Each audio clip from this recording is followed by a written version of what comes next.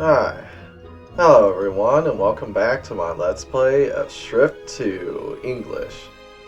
So last time we went back to the old cemetery to where we found a demon named Kohaku who had bound up some workers that were trying to fell the ancient tree.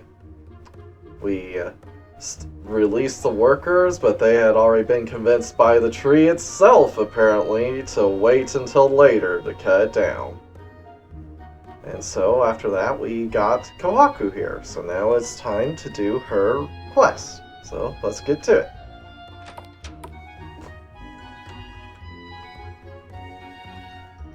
Richard, you came. What do you need? Alright, let's chat with her.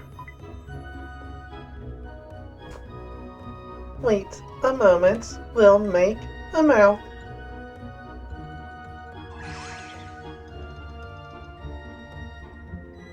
There we go. So much cuter. Phew! This form really is a lot easier to chat with. Now then, Richard, what would you like to talk about? Huh? Did you always have a human-like mouth? You're speaking so fluently now. I just made it now. I wouldn't be able to speak quickly or pronounce as many words without one otherwise, right? If I'm being honest, I'm not really used to talking, so my mouth feels pretty itchy, but that's just part and parcel of doing this kind of thing. Okay, now let's chat! Her body. You got a mouth, you've got a moth body, but it's also like you've got some human parts. It's a pretty unique appearance you've got going on. Your joints like shoulders, hips, and tail all move independently. Not to mention your human limbs. It's like they're all their own separate organisms.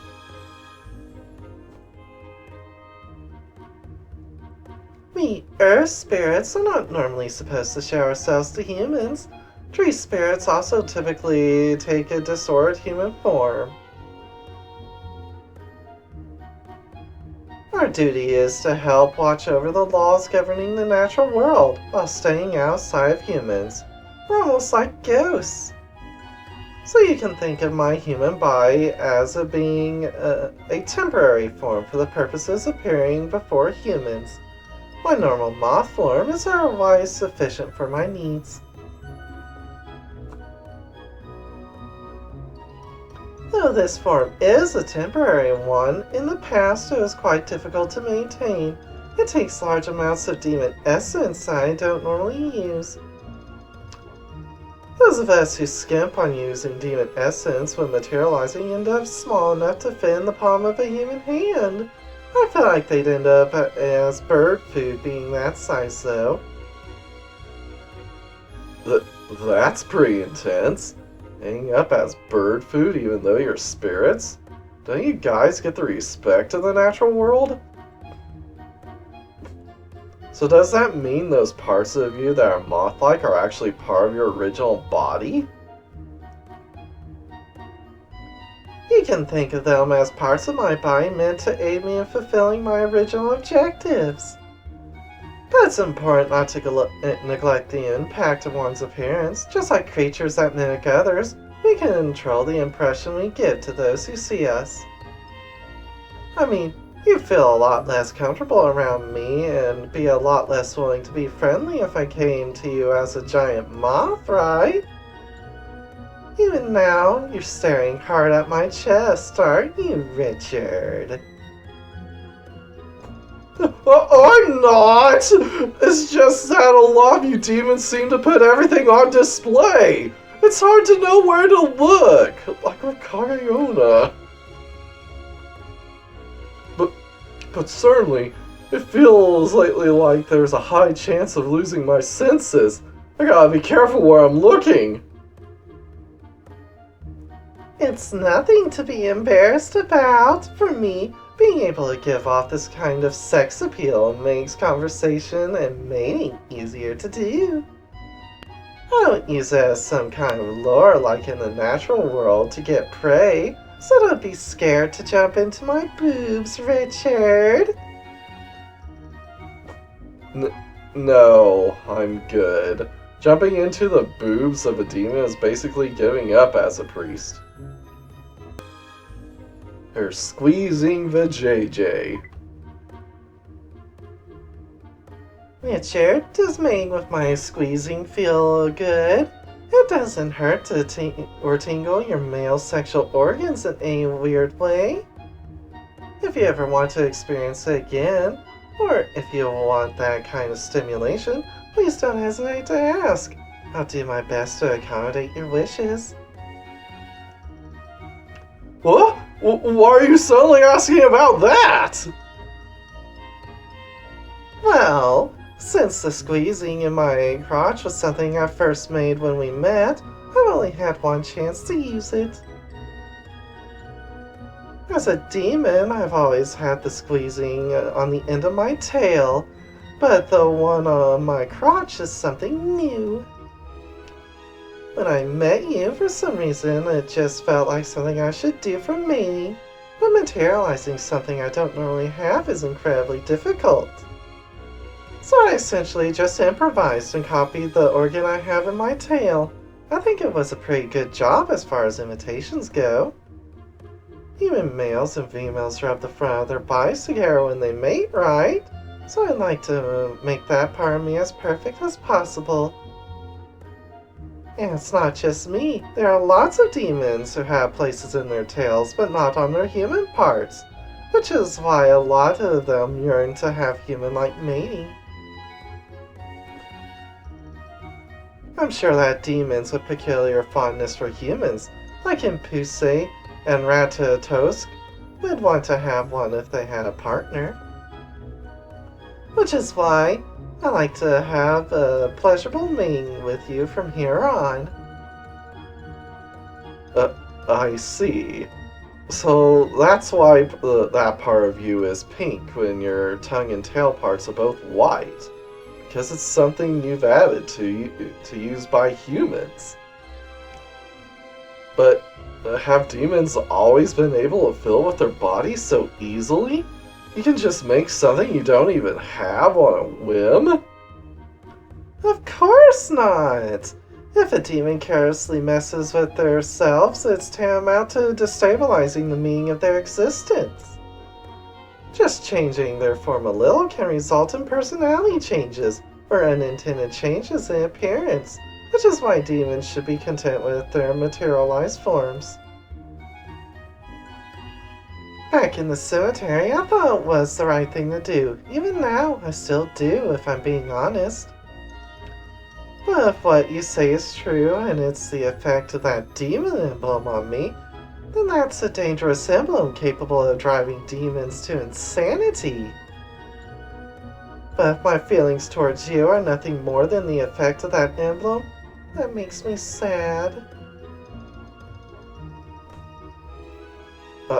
I'm sorry. It's not what I was trying to say before, so don't cry. The squeezing place in your crotch when we were mating felt amazingly good. So don't worry about all that stuff. Richard, I love you. Just how am I going to explain this one? But still, obviously you have one in your tail, but does every demon have a squeezing place too? Without exception, every single female demon I've run into has an organ for squeezing out men. Generally, yes. Female demons have a squeezing place for draining men, and male demons have draining sex organs for mating with women. It's said that they exist because seducing humans and having sexual relations is the easiest and most effective method of taking a soul for one's own. I don't know the exact reason why, but for demons, the instinctive desire for human souls is just what's normal. And for humans, the pleasure demons provide is irresistible. Most humans lose the moment they engage in sexual relations with a demon, regardless of any difference in strength. So regardless of any influence of your emblem on a demon, I don't think it would ever render one powerless against you. I had a feeling that might be the case. In fact, it'll only ever make things difficult for me as a priest. Oh, what to do? There are so many bewitching demon girls. Feels like I'm going to end up corrupted sooner or later. Too late for that, bud! Even Kagayona, who doesn't interact with people, had a huge chest! I'm not sure I can stand against the demon's pleasure. I knew you were a chest man! You really love them big, don't you? Or am I too small for you? I thought mine were plenty big, but you really do like them monster sized, huh? Want me to make them a little bigger? That's not what I meant! Calm down, Kohaku! How do I put this? Your emotions really seem to flip instantly when it comes to your body. It's kind of freaky.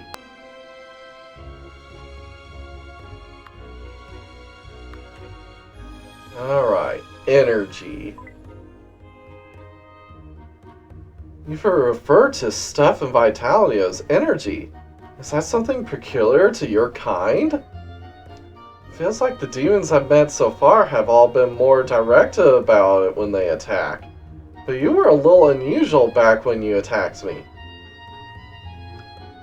I don't think it's just me. Demons such as tree spirits and who get themselves a meal or mama tend to gather up vitality and life energy.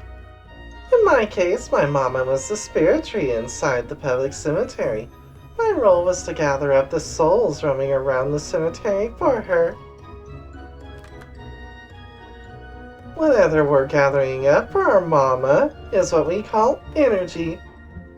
Whether it's vitality or stuff, it's all important energy.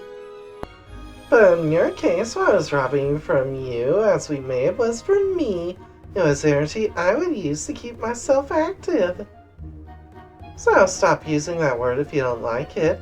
Has it been bothering you that much? No, it's fine. I was just curious because you were using a different word for it. I can't tell her that I get really flustered when she talks about draining energy. Energy comes in all sorts of forms. There's the huge energy that dwells in mountains. There's the life force and vitality that dwells within living things. We earth spirits gather it and bring it to our various mamas. That is the ancient duty of all earth spirits.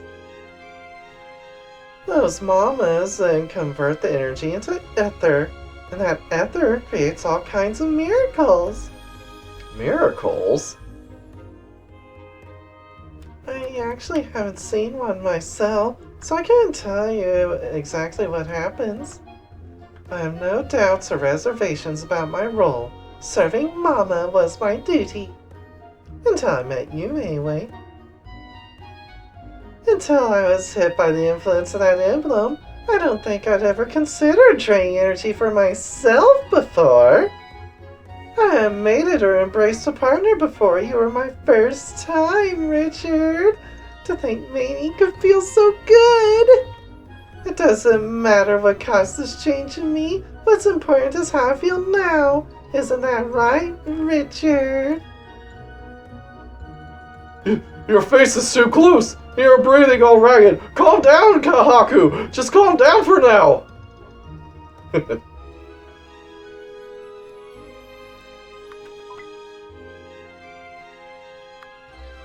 Bonding. Spirit tree.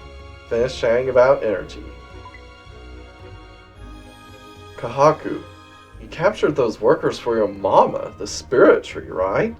But it didn't have anything to do with the energy or anything. But to my untrained eyes, it looked like there was a lot of abnormal growth of the spirit tree's roots. Was that caused by ether? The mayor was trying to cut down the spirit tree only because of how quickly and unusually fast it was growing. Do you have any idea what might be causing that? I don't know. I know what Mama wants of me. I don't know what the reason behind it is. Mama said that she was gathering souls to increase the amount of ether and help them pass on, but I don't understand exactly what she meant by that. What I do know is that the recent increase in wandering spirits has interfered with that. They go around and mess with her roots. I don't have the power to stop them, so I'd like it if you could defeat the ones attacking Mama's roots. I can't be sure, but it feels like Mama is about finished whatever she's planning. I think the abnormal growth will stop once that happens. Please, will you help, Richard? Alright, accept.